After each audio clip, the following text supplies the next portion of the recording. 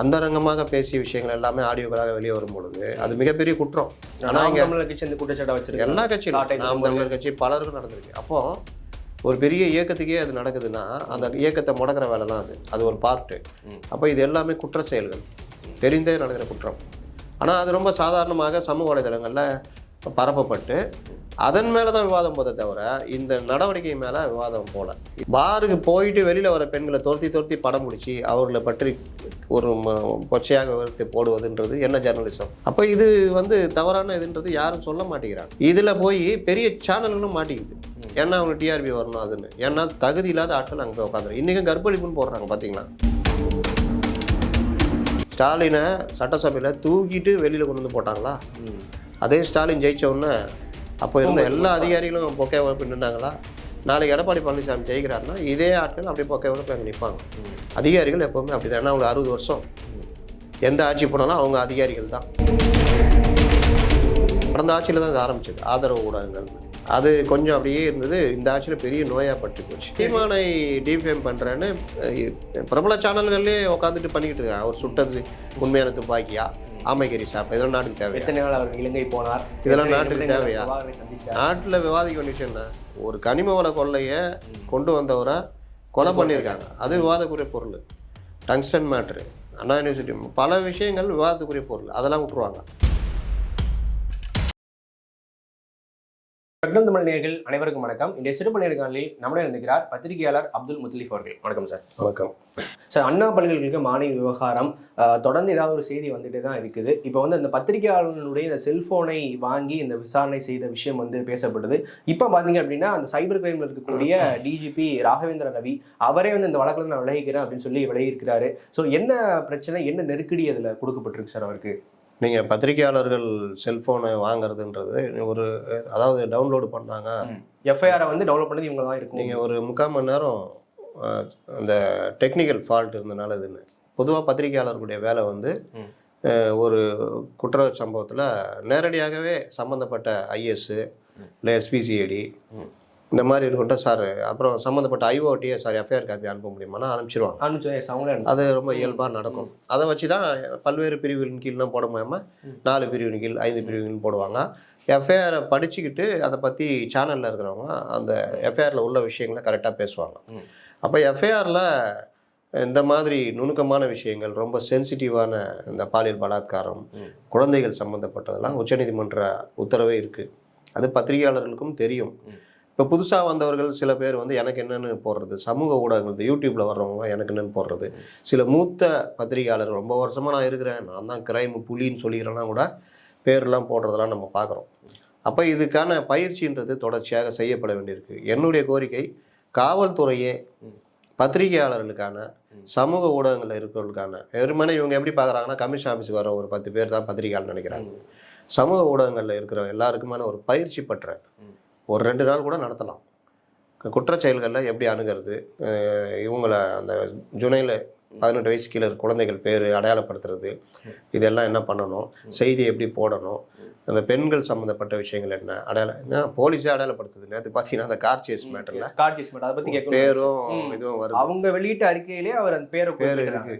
நான் அதை ட்விட்டரில் ஷேர் பண்ணால் கீழே என்னங்க அடையாளப்படுத்துறீங்கன்னு நான் எங்கே பண்ணேன், போலீஸே போட்டு கமிஷன் தான் அது டிஜிபி அலுவலக செய்தி குறிப்புன்னு வருது. அப்போ இந்த மாதிரி விவகாரங்கள் இது எல்லாமே 2 சைடுமே பண்ண வேணும். ஒன்று ஆல் ஸ்டேஷன் இன்ஸ்பெக்டர்ஸ், அவங்க தானே பொறுப்பு வருவாங்க சட்டங்களுக்கு நேரடியாக, எஸ்ஐஸ் மற்றவங்களுக்கான ட்ரைனிங்கு.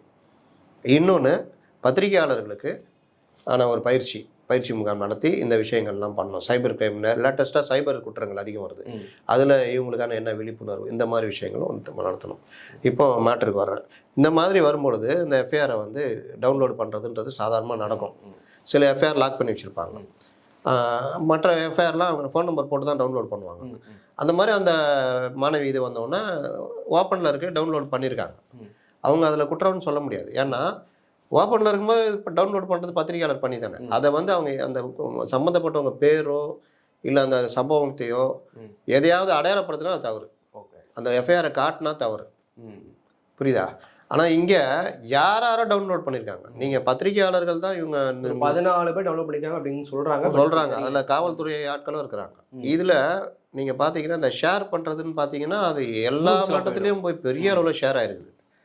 இதில் எல்லாருக்குமே ஒரு அக்கறை இருக்கணும், அதில் மாற்று கருத்தே கிடையாது. இதில் உச்சநீதிமன்றம் தலையிட்டு இந்த விவகாரங்கள்லாம் சீரியஸாக பார்க்கணுன்னொன்னே இவங்க பத்திரிகையாளர் கூப்பிட்றாங்க.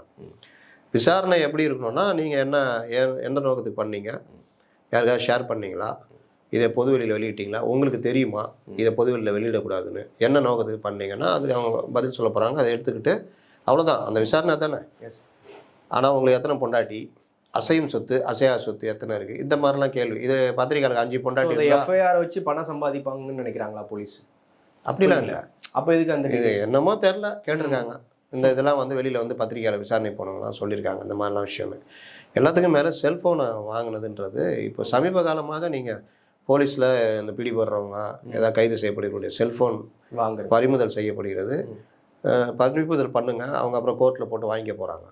நீங்கள் அதில் தேவையான விஷயங்கள் எடுக்கிறீங்கன்னா அதை எடுங்க. ஆனால் அந்தரங்கமாக பேசிய விஷயங்கள் எல்லாமே ஆடியோக்களாக வெளியே வரும் பொழுது அது மிகப்பெரிய குற்றம். ஆனால் இங்கே எல்லா கட்சியும் நாம் தமிழர் கட்சி பலருக்கும் நடந்திருக்கு. அப்போ ஒரு பெரிய இயக்கத்துக்கே அது நடக்குதுன்னா அந்த இயக்கத்தை முடக்கிற வேலைலாம் அது ஒரு பார்ட்டு. அப்போ இது எல்லாமே குற்ற செயல்கள், தெரிந்தே நடக்கிற குற்றம். ஆனால் அது ரொம்ப சாதாரணமாக சமூக வலைதளங்களில் பரப்பப்பட்டு அதன் மேலே தான் விவாதம் போதை தவிர இந்த நடவடிக்கை மேலே விவாதம் போல. இது எப்படி பண்ணலாம், ஒருத்தருடைய பிரைவசி எப்படி வெளியிடலான்றது. நான் இன்னொரு விஷயத்துலேயே மாறுபடுவேன். ஒரு இடத்துல ஒரு சண்டை நடக்குது, அந்த சண்டையில் போலீஸோட சண்டை போடுறாங்க. அந்த சண்டையை போலீஸ் அவருடைய வழக்குக்காக வீடியோ எடுக்கிறாங்க. சண்டை போட்டதுக்காக செக்ஷன்லாம் போட்டு அரெஸ்ட் பண்ணுறாங்க. அதான தண்டனை. அந்த வீடியோ எப்படி வெளியே போகுது, ஏன் போகணும்? இதை நான் ரொம்ப வருஷமாக கேட்டுக்கிட்டு இருக்கிறேன். இதில் எனக்கும் பத்திரிகையாளருக்குமே மாறுபட்ட கருத்து உண்டு. அந்த வீடியோ சம்மந்தம் பிரபல தொலைக்காட்சி அந்த வழக்கான எவிடன்ஸ் அந்த வீடியோ எவிடன்ஸ் தானுங்க, அவ்வளோதானுங்க. அது உங்கள்கிட்ட இருக்கணும், அவ்வளோதானுங்க. இப்போ நீங்கள் பைக்கில் போகிறீங்க, ஒரு இடத்துல ஒரு இது பண்ணுறீங்க, ஒரு இல்லை ஆக்சிடென்ட்லாம் ஹெல்மெட்டை போடல பிடிக்கிறாங்க. சார் எனக்கு சைனஸ் ப்ராப்ளம் இருக்குது. அப்போ நீ என்ன பெரியவனா அப்படி இப்படின்னா, இல்லை சார் நான் மீடியா அந்த மாதிரி போகிறேன். மீடியானா பெரியவன், ஏதோ ஒரு வாக்குவாதம் நடக்குது, நீங்கள் திருப்பிட்டு திட்டுறீங்க. இது எல்லாத்தையும் வீடியோ எடுக்கிறாங்க. எடுத்த உடனே வெளியில் பத்திரிகையாளர் போர்வையில் போலீஸாரிடம் வாக்குவாதம், இளைஞர் பணி செய்ய விடாமல் தடுத்தார்ன்ற பிரிவின் கீழே கைதுன்னு வருதுன்னு வச்சுக்கோங்க. பணி செய்ய விடாமல் தடுத்தார், பொதுவெளியில் நியூசன்ஸ் பண்ணார், அதெல்லாம் வந்து செக்ஷன் உங்கள் மேலே நீங்கள் பண்ணதுக்காக. அது உங்களுக்கு ஒரே தண்டனை. நீங்கள் அதை கோர்ட்டில் சந்தித்து என்னன்னு சந்திக்க போகிறீங்க. இதானே உங்கள் குற்றத்துக்கு தண்டனை. கண்டிப்பாக அந்த வீடியோ வந்து ஏன் பிரபல தொலைக்காட்சிகளுக்கெல்லாம் போகுது? அப்போ ஒரு குற்றத்துக்கு 2 தண்டனை இல்லை, உங்களுடைய பிரைவசி வெளியே போகுது இல்லை. இதை ஏன் செய்கிறீங்கன்னு கேட்டால் அதை பற்றி இது இல்லை. நம்ம ஆட்களும் வாங்கி பரபரப்புக்காகவும் டிஆர்பிக்காகவும் எவன் குடும்பம் கேடு கட்டு போனால் என்ன. இப்போ உங்களுக்கே ஒரு திருமணம் நடக்கிறதுக்காக ஒரு இது பண்ணுறாங்க வச்சுங்களேன், உங்களை இந்த மாதிரி எடுத்து போட்டால் அதனால உங்கள் திருமணமே நின்று போகுது. இல்லை ஒரு இடத்துல வேலைக்கு உங்கள் வேலையில் ஏன்பா நீ பத்திரிகையாளர்னு எல்லாரையும் சண்டை போட்டுக்கிட்டு இருக்கிற, நீ கிளம்பா அப்படின்னா. இல்லை பாருக்கு பெண்கள் வர்றாங்க, நம்ம பத்திரிகையாளர் மனநிலை எப்படி இருக்குன்னா, ஆம்பளைங்க தான் குடிக்கணும், ஆண்கள் தான் பாருக்கு போகணும், பெண்கள் குடிக்கூடாது, பெண்கள் பாருக்கு போகக்கூடாது. இது என்னப்பட்ட மனநிலை? இந்த சமூகத்தில் இது எல்லாருமே அவங்களோட உரிமை, அவ்வளோதானே. நீங்கள் குடிக்காமல் இருங்க, அவ்வளோதானே சொல்ல முடியும். நம்ம நண்பராக இருந்தால் இதை பண்ணாதீங்கன்னு சொல்லலாம், அதுக்கு மேலே நீங்கள் பண்ணீங்கன்னா அது உங்கள் இஷ்டம். அதை எடுத்து போடுறது அப்படிங்கிறது. அப்போ பார் லேட்டாக திறந்துருக்குது அப்படின்றதுக்கு நீங்கள் பார் லேட்டாக திறந்தது தான் நீங்கள் காமிக்கணும். அதை செய்தியாக்கி அதன் மூலியமாக காவல்துறை அதிகாரிகிட்ட, சார் உங்கள் லிமிட்டில் 1 மணி வரைக்கும் திறந்துருக்கேன், என்ன சார் சொல்கிறீங்க, நாங்கள் செய்தி போட போகிறோன்னா, இல்லை சார் அது அன்றைக்குமா நடந்திருக்கு, நான் நடக்காமல் பார்த்துக்கிறேன் சார், அதை அவர் வழக்கம் கொடுத்துருக்கா போடலாம். பாருக்கு போயிட்டு வெளியில் வர பெண்களை துரத்தி படம் பிடிச்சி அவர்களை பற்றி ஒரு கொச்சையாக விவரத்தை போடுவதுன்றது என்ன ஜேர்னலிசம்? அப்போ இது வந்து தவறான இதுன்றது யாரும் சொல்ல மாட்டேங்கிறாங்க. இதில் போய் பெரிய சேனல்களும் மாட்டிக்குது. ஏன்னா அவங்க டிஆர்பி வரணும் அதுன்னு. ஏன்னா தகுதி இல்லாத ஆட்கள் அங்கே போய் உட்காந்துரு. இன்றைக்கும் கற்பழிப்புன்னு போடுறாங்க பார்த்தீங்களா? கற்பழிப்புன்ற வார்த்தையே தவறான வார்த்தை. எப்படி மாற்றுத்திறனாளிகளுக்கு முன்ன பயன்படுத்தின வார்த்தை பயன்படுத்தக்கூடாதோ, எப்படி திருநங்கைகளுக்கு முன்ன பயன்படுத்தின வார்த்தையை பயன்படுத்தக்கூடாதோ, அது மாதிரி பாலியல் பலாத்காரம்ன்ட்டு தான் போடணும். பாலியல் வன்புணர்வு, பாலியல் பலாத்காரம், பாலியல் வன்கொடுமை, இப்படி தமிழில் நல்ல வார்த்தைகள்லாம் இருக்குது. கற்பழிப்பு, கற்புனா கற்பு இருந்தது, அழிச்சிட்டாங்களா? அது அந்த காலத்தில் ஆணாதிக்க சிந்தனையில் போட்டது. இப்போவும் போடுறத பார்க்குறோம் நம்ம, சிலர் போடுறது. அதனால் இப்போ இந்த இது செல்ஃபோனை வாங்கினா, இப்போ என்கிட்ட எவ்வளோ சோர்ஸ் இருக்கும், நான் யாராட்டையோ பேசியிருப்பேன், அரசுக்கு எதிராக கூட நான் பேசியிருப்பேன், தொடர்பு வச்சுருப்பேன். அது எல்லாத்தையும் எடுத்து என்னை மிரட்டுற வேலை நடக்கும்ல. இதைத்தான் இது வந்து உச்சநீதிமன்றமே சொல்லியிருக்கு. குற்றச்செயலில் நான் சம்மந்தப்பட்டிருக்கேன்னா என்னுடைய இது. சார் ஒவ்வொரு வழக்கிலும் பார்த்தீங்கன்னா காவல்துறை அப்படிங்கிறது உயர்நீதிமன்றத்தில் ஒரு தீர்ப்பு வருது, அவங்களுக்கு எதிராக வருது, உச்சநீதிமன்றம் போறாங்க, உச்சநீதிமன்றத்திலையும் எதிராக வருது. உயர்நீதிமன்றம் சொல்லும் போதே அவங்க சரி செஞ்சு இதை வந்து யார் பண்ணணும்னா அதிகாரத்தில் இருக்கிறவங்க பண்ணணும். அதிகாரத்தில் இருக்கிறவங்க அதிகாரிகள் எனக்கு என்னென்ன பண்ணுவாங்க, எல்லாம் பண்ணி கெட்ட பேரை வாங்கி கொடுத்துட்டு அரசுக்கு தான் கெட்ட பேர், அரசு கெட்ட பேர் வாங்கி கொடுத்து அது வாக்குகள் எதிராக போய் எதிர்கட்சி வந்தோம்னா அப்படியே பொக்கை எடுத்துக்கின்னு எதிரில் போயிடுவாங்க. இது ஒவ்வொரு ஆட்சி மாற்றத்தப்போ நடக்கும். ஸ்டாலினை சட்டசபையில் தூக்கிட்டு வெளியில் கொண்டு வந்து போட்டாங்களா? அதே ஸ்டாலின் ஜெயிச்ச அப்போ இருந்த எல்லா அதிகாரிகளும் பொக்கை வைப்பு நின்றாங்களா? நாளைக்கு எடப்பாடி பழனிசாமி ஜெயிக்கிறாருன்னா இதே ஆட்கள் அப்படியே பொக்கை வைப்பு அங்கே நிற்பாங்க. அதிகாரிகள் எப்போவுமே அப்படி தான். ஏன்னா அவங்களுக்கு 60 வருஷம் எந்த ஆட்சி போனாலும் அவங்க அதிகாரிகள் தான். ஆனால் இதனால வீழ்ச்சியும் எழுச்சியும் அடைய போவது அரசியல் கட்சிகள் தான். அப்போ அதை புரிஞ்சுக்கணும் ஆட்சியாளர்கள். நீ என்ன அவங்க இஷ்டத்துக்கு ஆடுற, மாற்ற வேற ஆளை போடு, ஒழுங்கான ஆளை போடு, பத்திரிகையாளரோட நல்லா லிங்க் வச்சுக்கிட்டோம்.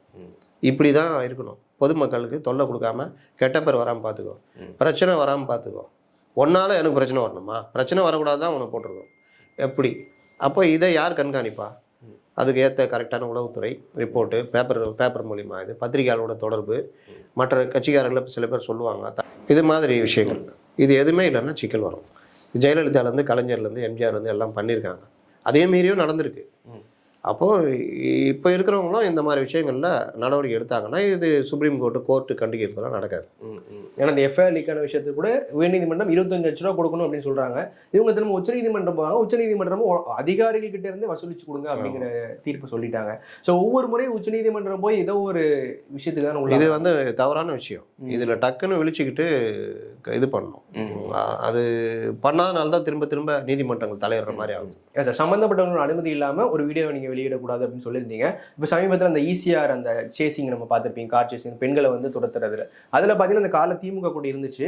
பல தொலைக்காட்சிகள்ல அந்த திமுக கொடியை மட்டும் பிளர் பண்ணிட்டு போடுறாங்க. அப்போ ஊடகங்களுக்கு தெரியுது இல்லையா எதை நம்ம போடக்கூடாது, இதை போட பிரச்சனை வரும் தெரியுது இல்லையா? ஸோ அப்போ ஆளுங்கட்சி தப்பா இருந்தால் மட்டும் கொஞ்சம் சைலண்டாக ப்ளே பண்ணிக்கிறாங்களோ? அது எல்லா இடத்துலையுமே உண்டுங்க. அது கடந்த ஆட்சியில் தான் ஆரம்பிச்சது ஆதரவு ஊடகங்கள்னு. அது கொஞ்சம் அப்படியே இருந்தது. இந்த ஆட்சியில் பெரிய நோயாக பற்றி போச்சு. நீங்கள் ஓப்பனாக இப்போ சீமானு பேசுகிறார் பெரியாரை பற்றி, அதுக்கான சண்டைகள் போய்கிட்டு இருக்குது. அது பலருக்கும் ஏற்புடையது அல்ல. பெரியாரை விமர்சிக்கிறது, நீ திராவிடத்தை விமர்சிக்கணும் ஓகே. பெரியார் என்கிற ஒரு மறைந்த தலைவரை அவர் ஒரு காலகட்டத்தில் பேசுனதை வச்சுக்கிட்டு இப்போ ஏன் இப்படி பேசணுன்றலாம் பேச முடியாது. ஆனால் இதுக்கு எதிரடியாக சீமானை டிஃபேம் பண்ணுறேன்னு பிரபல சேனல்கள்லேயே உட்காந்துட்டு பண்ணிக்கிட்டு இருக்காங்க. அவர் சுட்டது உண்மையான துப்பாக்கியா, ஆமைக்கறி சாப்பிட்டா, இதெல்லாம் நாட்டுக்கு தேவையா? எத்தனை நாள் அவர் இலங்கை போனார், இதெல்லாம் நாட்டுக்கு தேவையா? நாட்டில் விவாதிக்க வேண்டிய விஷயம் என்ன? ஒரு கனிம வள கொள்ளையை கொண்டு வந்தவரை கொலை பண்ணியிருக்காங்க, அது விவாதக்குரிய பொருள். டங்ஸ்டன் மேட்ரு, அண்ணா யூனிவர்சிட்டி, பல விஷயங்கள் விவாதத்துக்குரிய பொருள். அதெல்லாம் விட்டுருவாங்க. ரெட்டை இலை இருக்குமா இருக்காதா? இருக்காதியா, ஒன்றும் பண்ண முடியாது. ஆனால் இருக்குமா இருக்காதா? இப்படியே அதிமுக பிரச்சனையா, இப்படியே ஓடுறது. அதனால இது எல்லாமே ஒரு திட்டமிட்டு நடத்தப்படுறது தான். இது எல்லாத்தையும் மக்கள் பார்த்து தாங்க இருக்காங்க. எல்லாரும் என்ன நினைப்பாங்கன்னா அந்த காலத்துக்கு இதெல்லாம் ஓகேன்னு நினைப்பாங்க. தொடர்ந்து பேசும் பல்வேறு நன்றி.